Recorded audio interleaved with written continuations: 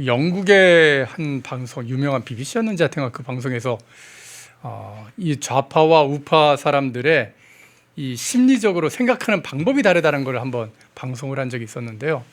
거기 보면 우파는 자꾸 미래에, 그러니까 내 후손들 혹은 내가 앞으로 나갈 미래를 걱정하면서 정책을 많이 세우려고 그러고 그런 정책에 관심을 많이 갖고, 좌파적인 생각을 가진 사람들은 현실에 내가 당장 당해 있는 현실을 어떻게 하면 뭐 극복이면 그나마 다행인데 이거를 비판하고 누구 때문이야 책임을 전가하는 데 좀 집중하는 경향이 있다. 그런 식으로 분석하는 방송을 보고서는 맞아, 그런 게 많지라고 생각을 했습니다. 그래서 이번에 어떻게 보면 일본의 자민당의 승리도 그걸 다카이치가 정말 잘 잡아냈던 거거든요.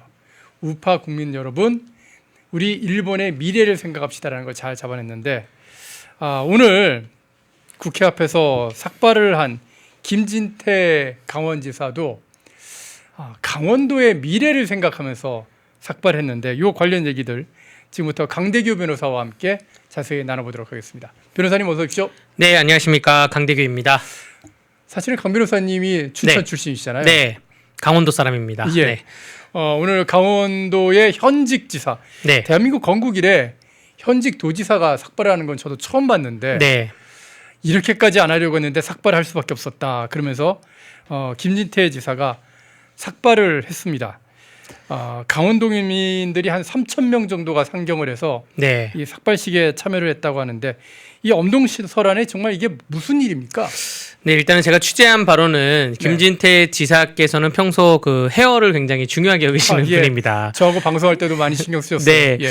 그런데 오늘 원래 김진태 지사의 삭발이 예정돼 있진 않았고요. 사실 강원도민들 10명의 대표 도민들, 남녀노소, 예, 예. 청년도 있고 사업가도 있고 그중에 도의원들도 있고 남녀노소 10명의 그 도민들이 삭발을 하려고 하니까 김진태 지사가 아니 뭐 책임질 게 있으면 내가 책임지고 삭발을 해도 내가 해야지, 내가 이 청년들한테 삭발을 하라고 하는 게 좀 마음이 아프다, 본인이 삭발을 하겠다, 내가 하겠다. 오늘 그렇게 얘기하신 거예요? 네, 그래서 사실 그 많은 취재진들과 또 행사를 준비했던 사람들은 김진태 지사의 삭발은 식순에 없었습니다. 없었고 아무도 예상을 못했는데 삭발을 하게 돼서 이제 많은 분들이 더 뜨거운 그런 감정을 느꼈고요. 예. 삭발을 하게 된 이유가 사실 뭐 이렇게 말하면 그렇지만 결국 정부 여당 때문입니다. 결국 그렇죠. 이재명 예, 정부 예. 때문이라고 말씀드릴 수밖에 없는 게, 강원특별자치도법이라는 법이 있습니다. 그게 네. 김진태 지사의 그 지난번 1호 공약이었고요. 예. 김진태 지사가 당선되고 난 후에 국회에서 천막 농성 벌이면서 이 법이 통과가 됐어요. 통과가 돼서 강원도가 그동안 접경지 경제나 혹은 아니면 각종 환경 문제 때문에 환경 규제, 국방 규제, 산림 규제, 농업 규제 때문에 많은 규제로 발전을 못하고 있는데, 그러한 권한을 자치도로서 좀 도지사에게 이양을 해달라, 우리 도민들에게 발전할 수 있는 가능성을 달라, 그래서 통과가 됐습니다. 예. 이게 김진태 지사가 지사 취임하고 나서 통과를 시켰어요. 그리고 나서 2차 개정이 있고 이번에 3차 개정을 앞두고 있는데, 사실 처음 통과됐을 때는 법 조항이 28개밖에 없어가지고 골자만 만들었고요. 예. 이 3차 개정안에 이제 자세한 내용이 들어가 있는데, 이거를 2024년도에 발의를 해서 국회에 올려놨는데 아직 행안위에 상정조차 되지 않았습니다. 왜요? 그러니까 그 이유를 모르겠어요. 이게 심지어 더불어민주당 의원들도 같이 공동발의에 참여한 법안이거든요. 예. 근데 행안위에 상정조차 되지 않은 상태에서 흘러가다가, 물론 그 사이에 뭐 여러 가지 계엄이 있고 뭐 대선이 있었고 등등의 정치적 이슈가 있었으면 기다렸던 거예요. 근데 강원도민들이 화나는 게 뭐냐면, 이재명 대통령, 이재명 정부가 작년 6월에 출범하고 나서 전재수 장관을 부산시장으로 밀어주겠다고 부산해양도시 수도이전 특별법, 이거는 발의를 하자마자 2주 안에 상정시켜서 통과시켰거든요. 그러니까 골자가 뭐냐면 세종시에 있는 해수부들 다 부산으로 가라. 근데 강원특별자치도법은 2년 동안 올라와 있는데 심지어 많은 내용에 대해서 다 공감을 하고 있음에도 불구하고, 그럼에도 불구하고 아직까지 2년째 민주당과 이재명 정부가 상정조차 안 하고 있는 여기에 대해서 더 이상 도민들이 좌시할 수 없다.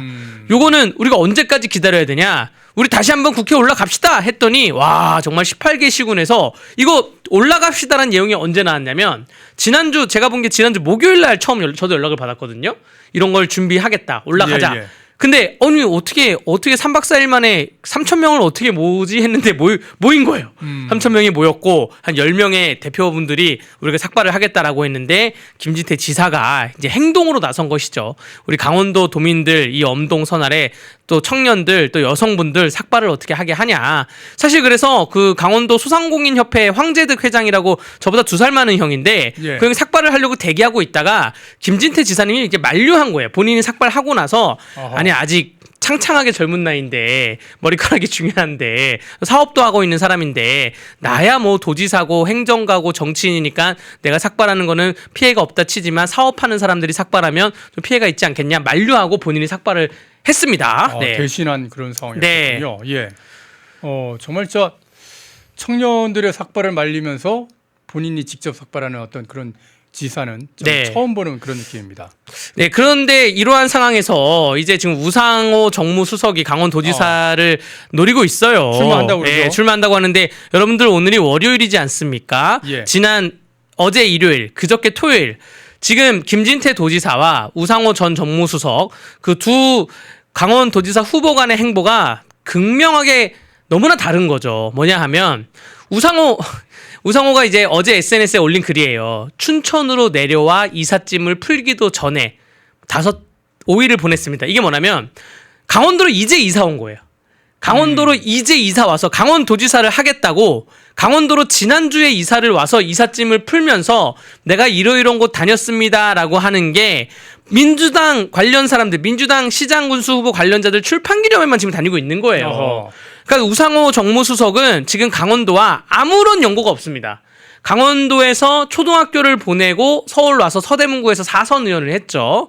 지금 우상호 정무수석의 네이버 블로그가 지금은 폭파가 됐지만 폭파되기 2주 전에 글을 보면 부모님 묘소도 경기도에 모셨다고 해요. 그러니까 강원도에서 곧 있으면 설날인데 설날 뭐 장보기 행사를 해도 그거를 강원도에서 누구랑 먹겠습니까? 그 설날 장보기 강원도 음식을 서울 가서 먹겠습니까? 아니면 경기도 가서 먹겠습니까? 이런 분인데 지금 춘천에 막 내려온 거고 김진태 지사는 주말 사이에 강원도에 없었고 강원도를 필두로 해가지고 먼저 제안을 해가지고 3특 행정수도특별법 통과하자라고 해서 다른 시도지사 행정협의체를 만든 거예요.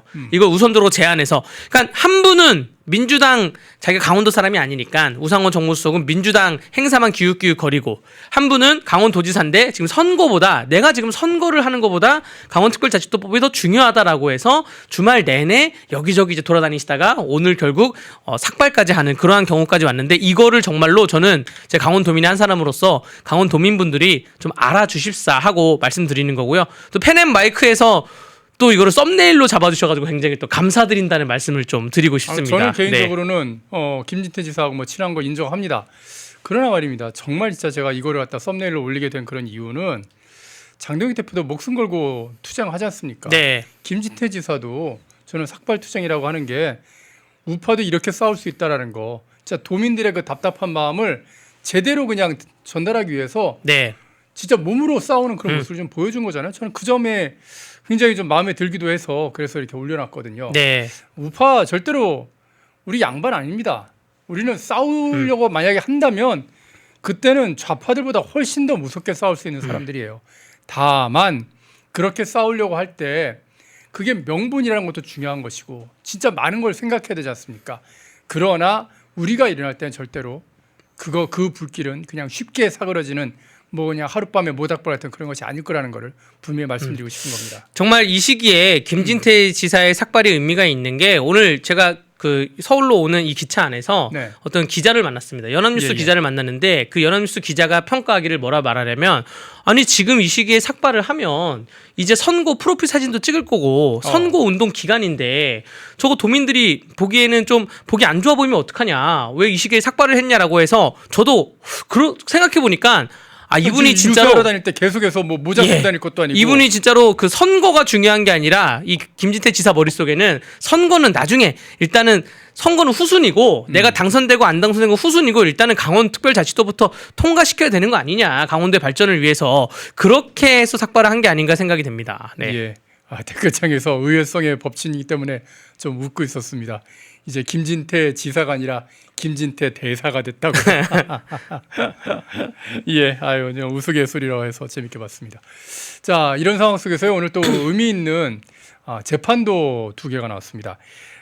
이 김건희 특검이 수사한 내용인데 왜 김건희 여사의 집사다 막 이런 식으로 선동을 하면서 김혜성 씨에 대해서 김 여사의 뭐 청탁 같은 것도 들어주고 횡령도 하고 유착을 했다 이렇게 주장을 하면서 김건희 특검이 기소를 했던 내용인데 여기에 대해서 법원이 공소 기각에다가 무죄를 선고를 해버렸습니다. 그리고 또 한 명 김상민 전 부장검사 뭐 공천 청탁을 하면서 1억 원 상당의 그림을 줬다 뭐 이런 얘기를 이제 특검이 주장을 하면서 기소를 했는데 이것도 역시 무죄가 나왔습니다. 와, 이게 그러면 그동안 김건희 특검이 얼마나 엉망으로 수사를 했는지 그걸 보여주는 것 같은데요. 저는 예. 정말 김건희 특검에 들어간 예산이 너무 아깝습니다. 아깝죠. 100 몇십억 예산을 네. 써가지고 결국 김건희 여사도 주가 조작 무죄 나왔고요. 네. 명태균도 무죄가 나왔고 예. 명태균에 대한 그 정치자금법도 다 무죄가 나오지 않았습니까? 그냥 아는 것은 그 최모 목사님이 갖고 간 샤넬백 그걸로 이제 김건희 여사가 유죄가 나온 것인데 예. 그에 파생되는 범죄 이른바 특검이 김건희 여사의 집사라고 했던 김혜성 씨에 대해서 다른 무슨 회사 관련해서 횡령을 했고 예. 그 횡령이 다 김건희 여사가 도와준 거다라고 했는데 횡령 금액이 24억 원. 24억 원인데 법원이 명확하게 지적했습니다. 횡령이라는 증거가 없다.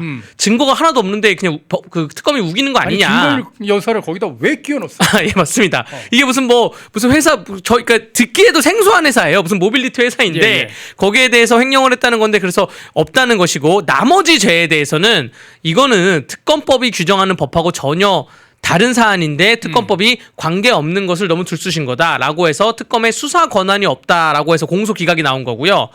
얼마 전에 양평 고속도로 관련된 공무원분도 공소 기각이 나왔죠. 예, 예. 이게 지금 특검이 정작 관련 있는 민주당 통일교 관련해서는 수사 안 하고 정작 관련이 없는 김건희 여사 주변에 관련 없는 사안까지 양평고속도로 윤석열 정부가 시작되기 전부터 이미 계획되어 있는 것까지 다 들쑤시다가 공소기각이 나오고 지금 이러한 경우인데 아까 김상민 그 부장검사도 네. 그 유명 화가의 그림 1억 원짜리를 줬다는 것인데 그것도 특검이 보기에는 이건 증거 없다라고 해서 무죄가 나온 것입니다. 이거 지금 특검에 들어간 예산이 한 160억인가 그렇고요. 예. 특검은 민중기 한 명이지만 거기에 빨려 들어간 검사들이 수십 명이고 예. 그 검사 복까지 합치면 이 하나의 민중기 사단이 한 100명 정도 그냥 웬만한 검찰청이에요. 예, 예. 맞습니다. 웬만한 검찰청처럼 되는 것인데 이게 너무나 아까워요. 그 돈도 아깝고 그 시간 때문에 전국에 있는 민생 사건 처리 못한 것도 너무나 아깝고 이거 누가 책임질 겁니까? 이거 민중기 특검은 여기에 대해서 아무런 책임을 안 지는 현실. 이것도 그러니까 장동혁 대표가 통일교 특검 해야 된다. 특검을 특검해야 된다라고 하면서 단식까지 불사하는 그런 것입니다. 이 앞으로 또 재판이 또 남아 있을 거예요. 민중기 특검에 대한 재판이 또 남아 있을 거라 보여지고요. 여기서 우리가 또 살펴볼 게 대장동 항소 포기했죠. 네. 위례 신도시 항소 포기했죠. 이재명 대통령이 국무회의에서 판사 3명이 결정한 무죄에 대해서는 항소를 안 하는 게 맞지 않냐 1심에서 이렇게도 얘기했습니다. 그런데 김건희 여사 무죄 받은 건이나 혹은 민중기 특검에서 이렇게 관련자들이 무죄 나온 건 이런 건들에 대해서는 항소를 할지 안 할지 지켜보는 것도 민주당의 내로남불을 민주당 정권의 내로남불을 볼 수 있는 포인트라고 봅니다. 예, 네. 아주 그냥 탁 제대로 꼬집어 주시는데 네. 저는 이것도 궁금해지는 게 그래도 법원에 이렇게 제대로 판결해 주시는 판사님들이 분명히 계시거든요. 네. 그리고 이제 다음 주면은 이제 지기현 판사가 윤석열 대통령에 대한 이제 1심 선고를 하게 되지 않습니까? 네. 그걸 하고 나서 지기현 판사는 또 바로 북부 지원으로 네. 북부 지방법원으로 이제 전출을 가게 되는데 이 지기현 판사의 재판, 그러니까 윤석열 대통령 1심 선고에 어떤 영향이 좀 있을까요? 어떻게 보시는지요? 북부 지원 가는 것에 대해서 그것도 예. 그렇고 예. 지금 계속해서 네. 어떻게 보면은 이진관 판사 같은 그런 사람들은 맞습니다. 뭐 유죄를 예. 했지만은 네. 제대로 된 판결들이 또 네. 나오고 있거든요. 예. 이진관 재판부가 한덕수 그 총리에 대해서 했던 판결이 그게 지기현 재판부에 영향을 충분히 미칠 수도 있는 가능성은 있습니다. 네네. 근데 지기현 재판부가 할 수 있는 선고는 내란 우두머리죄로 기소가 됐기 때문에 예. 사형 또는 무기징역 또는 무기 금고 이 세 가지예요. 예. 혹은 무죄, 예. 혹은 공소 기각 이 5가지 범위 중에 하나입니다. 이 5가지 범위 중에 하나이기 때문에 그 양형 요소가 많진 않아요. 많진 않고 선택법이 굉장히 좁기 때문에 아마 지기현 판사께서 설날에도 쉬지 못하고 기록을 꼼꼼히 살펴본 다음에 올바른 판단을 내리실 거라 믿고 있고요. 그거를 저희가 덤덤히 기다리는 수밖에 없다는 점을 좀 말씀을 드리겠습니다. 네. 예, 알겠습니다. 자, 그런 가운데 검찰이 좀 제대로 움직인 건지 뭐 강선우, 김경에 대해서 구속영장을 청구했다고 그러는데 네. 제가 그냥 반가운 마음에 이 내용을 좀 이제 떠들어 봤거든요. 네. 그래도 이제 경찰은 수사를 개떡같이 했을지 모르겠지만은 그래도 검찰이니까 제대로 좀 구속영장을 치는구나 생각을 했는데 아니 강선우, 김경에 대해서 죄목이 네. 배임, 정치자금법 위반, 네. 청탁금지법 위반 네. 뭐 이런 걸 적용해놨더라고요. 네. 뇌물죄 어디 간 겁니까? 그러니까 뇌물죄가 제일 센 죄거든요. 예. 뇌물죄가 이제 그 수재후 그러니까 수뢰후 부정수사세 가면 굉장히 센 죄인데 센 거 빼고 정치자금법 위반, 청탁금지법 위반, 배임수재, 배임증죄로만 한 겁니다. 경찰이 처음에 영장을 신청하면서 경찰이 어떻게 얘기를 했냐면 뇌물죄로 뺀 이유에 대해서 좀 더 영장 청구를 확실하게 가려고 했다. 그리고 지금 공천 관련 업무인데 뇌물죄는 공무원이 공무와 관련해서 돈을 받았을 때 뇌물죄인데 이 공천 업무는 공무가 아니지 않냐라고 경찰은 그렇게 판단했어요. 그래서 경찰이 검찰에 영장을 신청합니다. 그럼 검찰의 역할이 뭡니까? 경찰이 법을 오판했을 때 검찰이 잡아줘야 돼요. 예. 사법시험 공부했던 분들이잖아요. 로스쿨 다녔던 분들이잖아요. 네. 그러면 저희가 보는 시각은 뭐냐면 아니 이게 왜 뇌물죄가 안 되냐. 이거 국회의원인데 국회의원이 공무원이고요. 시의원도 공무원이잖아요. 예. 그리고 공천이 왜 공무가 아니냐. 공직선거법에서 공천에 대한 어떠한 규정에 대해서 다 논의하고 있는데 그러니까 법이 있는데 예, 공천은 공무죠. 거기다가 사례도 있습니다. 이명박 대통령이 당선되고 나서 18대 국회에서 김소남 비례대표 의원이 있어요. 김소남 비례대표 의원의 대통령이 개입했다 그래가지고 이명박 대통령이 기소가 됐어요. 그것 때문에. 어허. 그때 무슨 내용이었냐면 그때 검찰은 어떻게 얘기했냐면 아니 공천은 공무다. 공천은 공무고 대통령의 업무는 워낙 포괄적이어가지고 공천까지 영향을 미친다. 이렇게 주장을 했단 말이에요. 공천은 공무죠. 그러면 검사들이 이걸 잡아줬어야 되는데 검사들도 법원에 영장을 청구할 때 영장이라는 게 경찰이 신청하고 검찰이 청구하는 겁니다. 검찰도 법원에 청구할 때 뇌물죄를 쏙 뺐어요.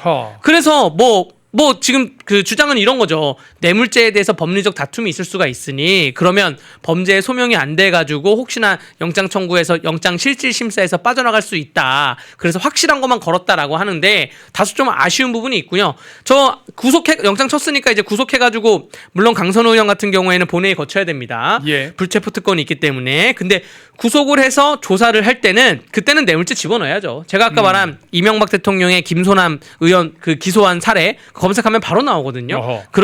그리고 문재인 이상직 관계도 결국 큰 테두리에서 보면 공천이거든요. 공천, 뭐 취업 이런 거거든요.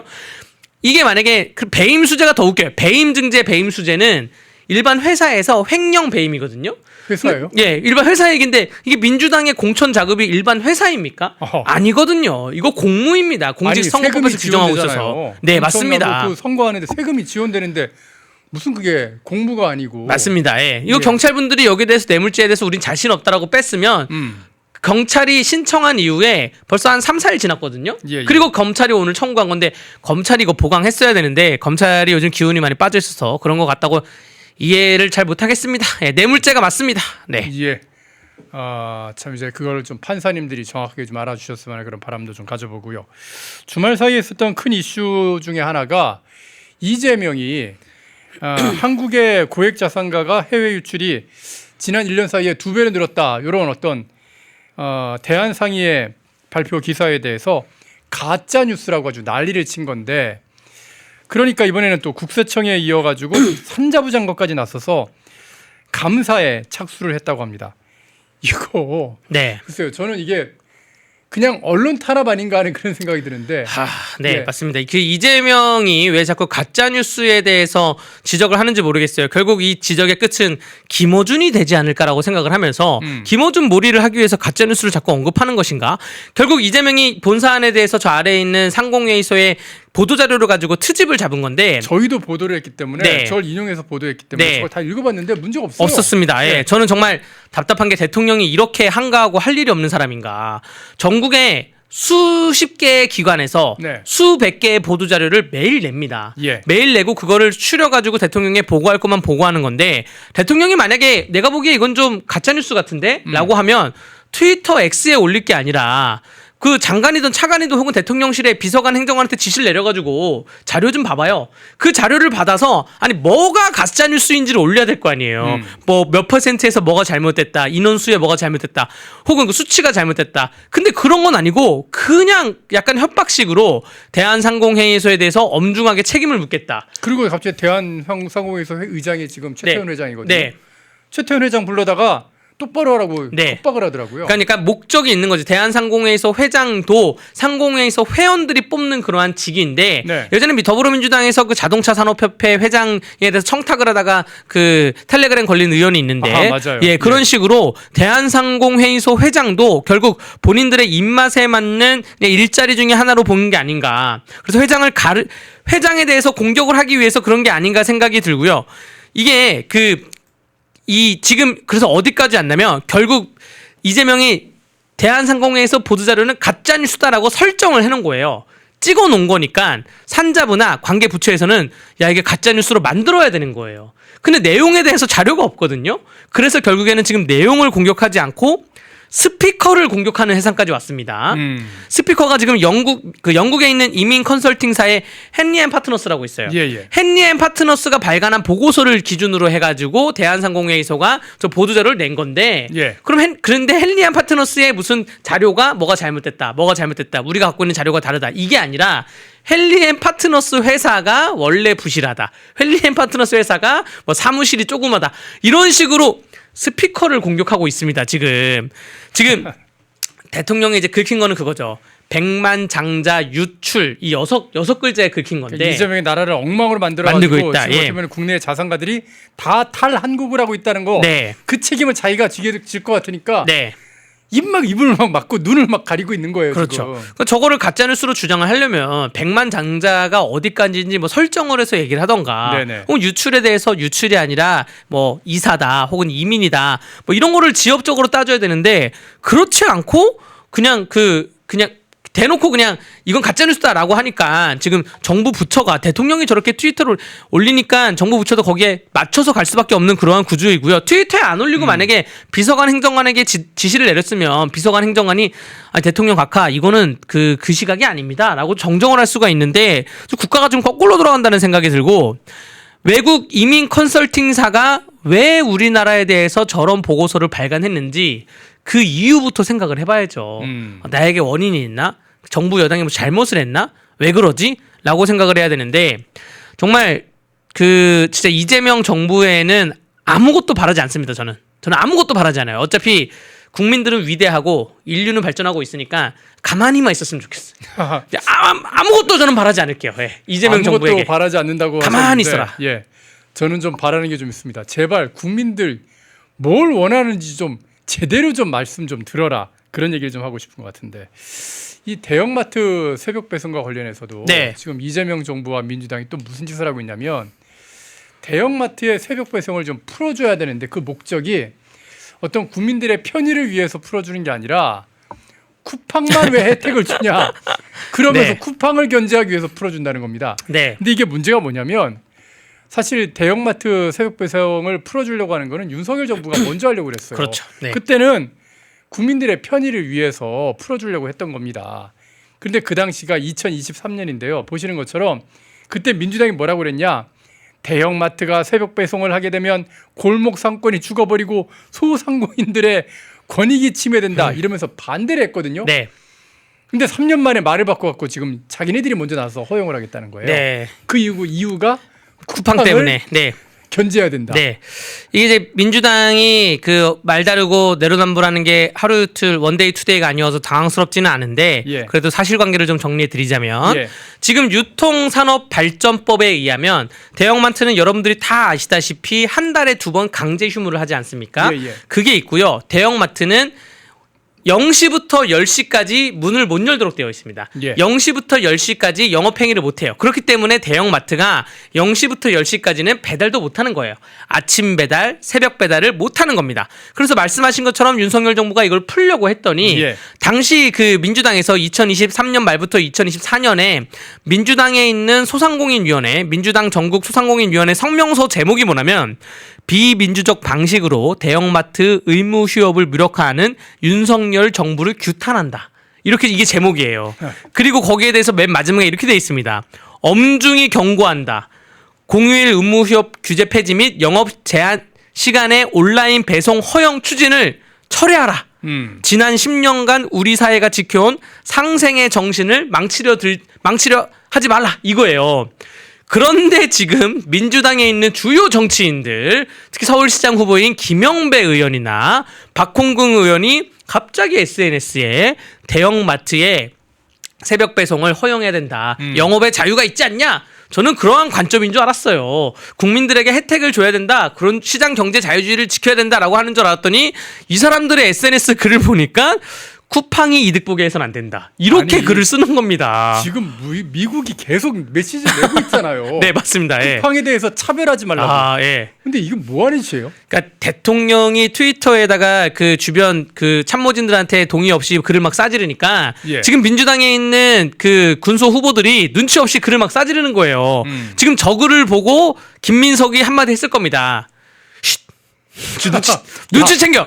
지금 미국이 지금 안 돼. 내가 지금 벤스한테 조인트 깔고 오고 영킴한테 조인트 깔고 오고 지금 장강 갔다가 돌아오고 차강 갔다가 아무도 못 만나고 돌아오는데 갑자기 또 쿠팡 얘기야. 지금 쿠팡에 대해서 출구 전략을 열어주고 있거든요. 지금 이재명 대통령실은 쿠팡 TF팀 연기했잖아요. 그 네. 조사 안 한다고.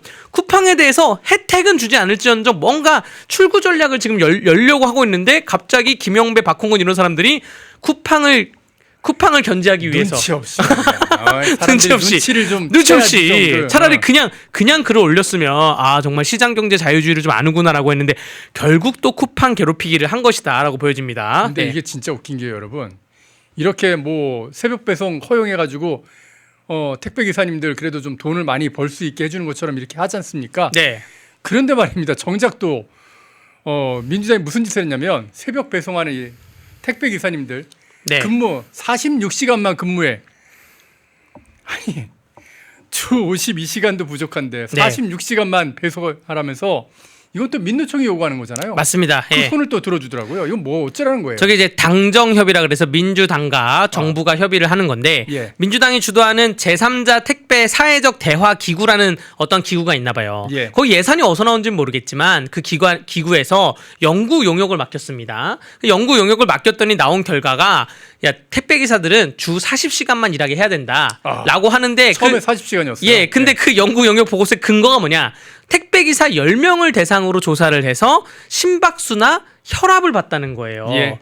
전국에 지금 택배 기사가 100만 명을 돌파했다는 지금 통계도 있습니다. 지금 한 60만 명, 40만 명까지 바라보고 있어요. 전국의 예, 택배 예. 기사를.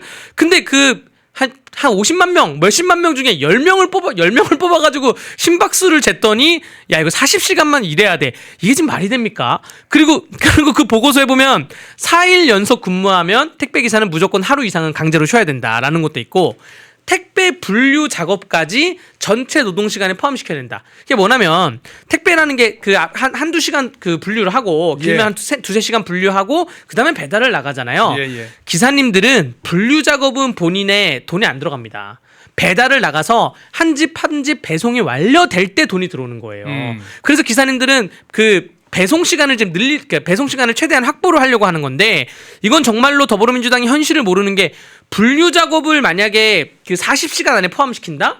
그럼 기사님도 굶어 죽어요. 아니 돈 못 법니다. 2,000명을 대상으로 네. 제대로 설문조사하니까 네. 지금 민주당이 추진하고 있는 그리고 이재명 정부가 추진하고 있는 야간 배송 시간 뭐 40시간, 46시간을 제한하는 거 또 연속 배송 일수 4일로 제한하는 거 네. 90% 이상이 반대를 합니다. 맞습니다. 근데 예. 이거 다 무시한 거예요. 네. 그러니까 이게 저렇게 기사님들이 반대하는 이유가 하루에 내 가족, 4인 가족, 내 처와 내 자식들을 먹여 살리려면 한 달에 한 300에서 350만 원 번다 칩니다. 그러면 본인들이 생각하는 물량이 있어요. 예. 물량이 정해져 있는데 시간을 줄인다? 그럼 어떻게 됩니까? 물량을 소화하기 위해서 엄청 빠르게 과속 운전하고 엄청 빠르게 고강도로 위험하겠네요. 일을 더 하고 위험하네. 그래서 네. 기사님들 입장은 이렇게 하면 더 위험하다. 지금 우리가 주 무슨 50시간 60시간 일을 한다 쳤을 때 아니 우리는 일하다가 쉬기도 하고 일하다가 중간중간에 알아서 쉬면서 일을 하는데 갑자기 40시간으로 줄어버리면 거기다가 분류시간까지 포함시키면 배송시간 때 우리가 얼마나 빨리 달려 운전해야 되고 우리 쉬지도 못한다. 휴식시간도 보장도 안 된다. 근데 왜 민주당이 우리 의견도 안 듣고 이거 마음대로 추진하냐. 그럼 우리 굶어 죽으라는 거냐. 우리가 지금 한 달에 300만 원 350만 원 버는데 이렇게 추진하면 우리가 한 달에 120만 원밖에 못 버는데 라고 지금 기자님들이 얘기하고 있는데 민주당이 그 만든 그 기구의 연구 용역 보고서는 택배기사 10명의 뭐 심박수와 혈압을 가지고 이런 일을 했다. 결국 좀 진짜 궁금한 게 왜 이 좌파들은 예. 왜 국민들한테 일을 못하게 하는지 모르겠어요. 그러니까요. 네. 저도 부자가 되는 게 싫은 거예요. 아니 저도 지금 이제 변호사가 되기 전에는 그 대학 다니고 하면서 한 7, 8년은 아르바이트를 이제 꾸준히 해오고 직장 생활 하기 전에는 예. 근데 그때 만약에 제가 민주당 정권이었잖아요. 저 굶어 죽었어요. 그러면 당장 오늘 몇만 원을 벌어야지 내일 밥을 야오고 이렇게 사는 사람들이 많은데 네. 이거 그런 다음에 지금 이재명 대통령이 뭐 주식 투자라고 하잖아요. 돈이 있어야 주식을 투자하죠. 그러니까 일을 해가지고 목돈을 만들어 놓고 그 다음에 뭐 공부를 하던 주식 투자를 하던 가족들을 먹여 살리던 하는 건데 지금 이 민주당 정치인들은 본인들이 젊었을 때 돈을 안 벌어봤으니까 땀을 안 흘려봤죠. 장사도 안 해보고 땀도 안 흘려보고 일도 안 해봤으니까 이 본인들은 노동당이라 말하면서 노동의 가치를 모르는 겁니다. 그래서 정말 그 왜 집회 시위만 하다가 선거줄 잘 서가지고 들어갔으니까 그런 것 같은데 좀 일하는 사람들을 냅뒀으면 좋겠어요. 이게 시장 자유경제주의거든요. 일 안 할 사람은 그냥 안 하게 냅두고 물론 그 업무 그 성장 의식을 좀 고취시켜야 되는 게 정부의 역할이긴 한데 쉬겠다는 사람은 쉬고 일할 사람은 일하게 하는 그러한 세상이 자유로운 세상 아닙니까? 예. 이제 댓글창에서 자도래님께서 아주 재미있는 또 말씀을 네. 하셨는데 이재명을 중국으로 택배 좀 보내주세요. 받을까요? 네. 중국에 안 받아? 네. 반송하나요? 네. 반송을 안 받아야 되겠네. 예. 자, 그리고 마지막으로 하나만 더 여쭤보겠는데 주말 사이에 좀 큰 이슈가 이 비트코인 투자하시는 분들과 관련된 내용입니다. 이 비트코인 거래소가 한국에는 이제 빗썸하고 그 업비트하고 두 개가 있는데 이 빗썸에서 이벤트를 했나 봐요. 네. 뭐 계좌 이벤트 같은 걸 했는데 거기 당첨된 분들한테 원래는 2,000원을 줘야 되는데 네. 2,000원을 주는 게 아니라 2,000 비트코인을 줬답니다. 네. 근데 요즘 비트코인 하나가 거의 1억 가까이 네. 되거든요. 근데 그걸 2,000개를 준 거예요. 그래서 무려 62만 개의 비트코인을 뿌렸답니다. 그럼 저게 60조 원이에요. 네. 아니 비트코인이 도대체 이게 어떻게 이렇게 지급이 될 수 있는 거지?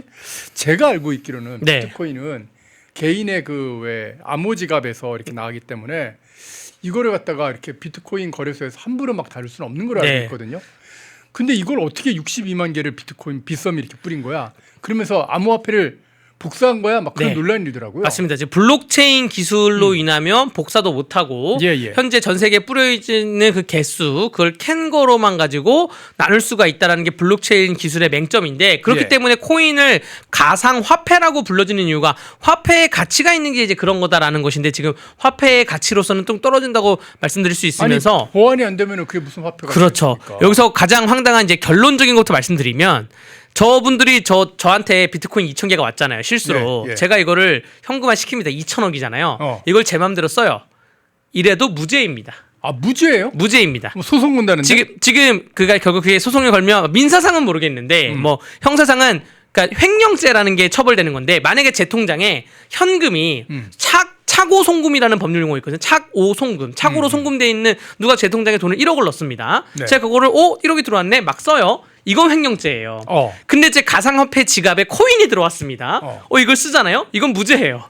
왜냐하면 우리나라 법령상 아직 코인에 대해서 명확한 정의가 없습니다. 코인을 재물로 보지 않아요. 재물 손괴할 때 재물. 그러니까 횡령할 때는 재물을 횡령하던가 아까 배임증제 배임수재 할 때도 배임하면서 뇌물로 재물을 주던가 이래야 되는데 그 코인에 대해서는 재물로 보지 않습니다. 횡령죄에 대해서는. 그렇기 때문에 오호. 이게 저분들이 2,000억을 받은 사람이 50억을 빼가지고 환가를 시켰다고 합니다. 근데 은행에서 일단은 50억이 확 들어오니까 예. 그 통장은 동결을 했대요. 통장을 동결을 해가지고 돈을 못 빼게 했는데 나중에 되면 통장에 대해서 결국에는 이건 잘못 들어온 거긴 한데 이거 횡령죄 아니에요라고 하면 은행 입장에서는 은행 입장도 황당한 거예요. 은행 입장도 갑자기 50억이 들어온 거예요. 그래서 은행 입장에서도 이거는 그러면 뭐 다시 그 환가해 드리겠습니다. 현금 뽑아 가세요라고 할 수밖에 없는 구조라는 것이고요. 저러면 어떻게 되냐? 저러면 그 빚섬 입장에서는 합의할 수밖에 없어요. 우리가 법률적으로 소송 안 걸 테니까 자 2,000개 중에 여러분들 그 62만 개니까 저렇게 지금 그 혜택을 받은 사람이 몇백 명이라는 거잖아요. 예. 저분들한테 개개인으로 연락을 해서 죄송한 제가 10개 드릴게요. 10억 드릴 테니까 나머지는 포기해 주세요. 그래서 협상하는 수밖에 없습니다. 허허. 이게 그 여러분들 은행이나 증권사에서 가끔 똑같아요. 그 주식을 2,000원을 입금해야 되는데 2,000 주가 들어가는 그런 경우도 있습니다. 그럴 때는 버티면 여기 협상이 들어올 수밖에 없습니다. 저도 그건 알고 있었거든요. 네. 차고 송금 방금 말씀하셨는데 예. 돈을 우리가 뭐 집 같은 거 이제 이사하고 거래하고 할 때 왜 우리가 잘못 0을 붙이는 경우 있지 않습니까? 1억을 보내야 되는데 갑자기 뭐 10억을 보냈다. 네. 이러면은 큰일 나잖아요. 네. 그런 경우 그거 10억 갖고 난 내 통장에 들어왔으니까 쓸 거야. 네. 이러면 그게 다 범죄가 되거든요. 그런데 처벌을 받는데 비트코인은 아직까지 법령이 없기 때문에 네. 처벌이 안 된다. 네, 그러니까 형사적으로 처벌은 안 됩니다. 나중에 민사적으로 돈 달라고 청구할지 몰라도 그것도 뭐 본인들이 잘못 보냈으니 과실상계를 좀 따져보자 뭐 이럴 수도 있고요. 근데 이게 제가 말씀드리는 거는 지금 현재 2020년 2월 9일 기준이고 만약에 저거를 형사 고소를 했을 때 또 대법원까지 가면 새로운 판례가 나올 수도 있어요. 근데 그거는 너무나 대한민국의 너무나 혁신적인 판례죠. 그 코인이라는 게 비트코인 하나만 있는 게 아니라 지금 우리가 말하고 있는 이 순간에도 전 세계에서는 코인이 생성됐다가 없어졌다가 이게 너무나 많은데 그렇기 때문에 법정에서는 이거를 화폐로 할 수도 없고 이거를 어떠한 재물 가치가 있다고 볼 수가 없다. 형태가 없는 것이다. 오늘처럼 이렇게 복사해서 몇십만 개가 빠져나가는 그런 형국인데 그래서 아마 제 생각에는 이거를 화폐 가치나 재물로 본다고 법원은 판단하기 좀 어려울 것 같고요. 이제 비트코인 가격이 다시 올라가면 저분들도 협상을 하겠죠. 그 당사자분들도 여러 가지 지금 변호사들 코인 전문 변호사들이 서초동에 많이 있습니다. 찾아다니면서 코인 전문 변호사들이 또 연구를 해가지고 어떻게든 또 그 이득을 볼 수 있게 하다는 거고 그래서 이 사태가 주는 시사점은 굉장히 많은 것 같아요. 물론 우리 젊은 세대들이 코인 우린 부동산으로도 일어날 수 없고 주식을 하기에는 자산이 너무 부족하고 그렇죠. 결국 코인으로 일어서야 되는데 근데 코인이 블록체인 기술로 굉장히 안전하다 들었다라고 하는데 이 사태를 빌미로 해서 조금 안정성에 대해서는 다시 한번 생각을 해봐야 되지 않을까 좀 생각이 됩니다. 네. 야 비트코인을 그래도 우리나라 사람들이 참 착하셔가지고 네. 그걸 또 다 돌려준 모양이더라고요. 그래서 그렇습니까? 0.3%만 지금 못 돌려받고 나머지 전부 다 돌려받았대요. 그러면 저도 상담을 할 때 그 차고 송금 얘기가 종종 옵니다. 와서 지금 내 통장에 800만 원이 잘못 들어온 것 같다. 이거 어떻게 가만히 계시면 은행이 전화 올 거다. 그러면 거기에 대해서 그냥 은행에 돌려주면 돼요. 다만 내 계좌번호를 사용한 거잖아요. 내 계좌를 사용한 거에 대한 위자료 청구를 할 수 있는데 그게 뭐 크진 않다. 근데 만약에 이분들이 저한테 상담 왔잖아요. 안 돌려주시고 버티시면 됩니다. 저는 그렇게 했을 것 같아요. 일단은 버티세요. 일단은 버티시면 거기에 대해서 만약에 빚섬이 어떠한 그 전자기기를 조작해가지고 들어와가지고 돈을 빼간다? 그럼 그건 또 따로 정보통신망법 침해행위가 될 수가 있거든요. 그거는 위험해요. 그래서 그냥 가만히 계시면 된다. 가만히 계시고 천천히 합의하시면 되죠.라고 그렇게 상담을 했을 것 같습니다. 네, 알겠습니다. 자, 강대규 변호사와 함께 오늘 또 주말 사이에 있었던 많은 뉴스들 한번 쭉 살펴봤습니다. 강대규 변호사였습니다. 고맙습니다. 네, 감사합니다. 펜앤마이크에서 추천하는 영상도 보고 가세요. 다른 영상도 즐기시려면 구독 버튼을 꼭 눌러주세요.